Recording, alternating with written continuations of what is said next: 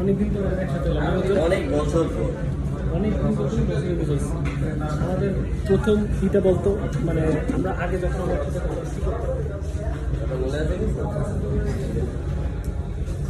চিন্তা করতে হবে।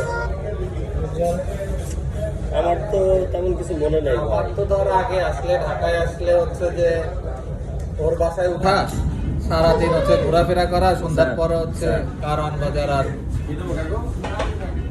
পল্টনে ঘোরাঘুরি করে ফাস্টফুড খাওয়া। আগে তো একটা সিঙ্গেল লাইফ ছিল, চিত্রনের কোনো বাইন্ডিং ছিল না। তখন দেখা গেল যে তুই আমি ওদের সাথে একটু মার্কেটে চন্ডিদা ছিল, হ্যাঁ, চন্ডিদা ছিল। উজ্জ্বল ছিল, চিত্রন আবার হ্যাঁ হ্যাঁ, আপনি আসবেন দেখি। এখন আমরা ব্যস্ত ঢাকা ইউনিভার্সিটিতে যাওয়া, ঢাকা যাইতাম। টিএসসিতে বসা।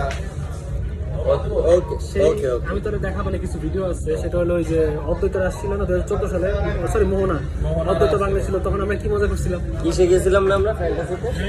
তুমি গেছিলে না?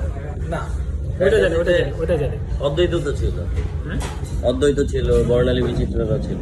আর অনেক চেঞ্জ হয়ে গেছে বুঝছিস। এখন অনেককে দেখলে না চিনি না মানে আমি চিনি, কিন্তু তারা আমাকে আর চিনে না।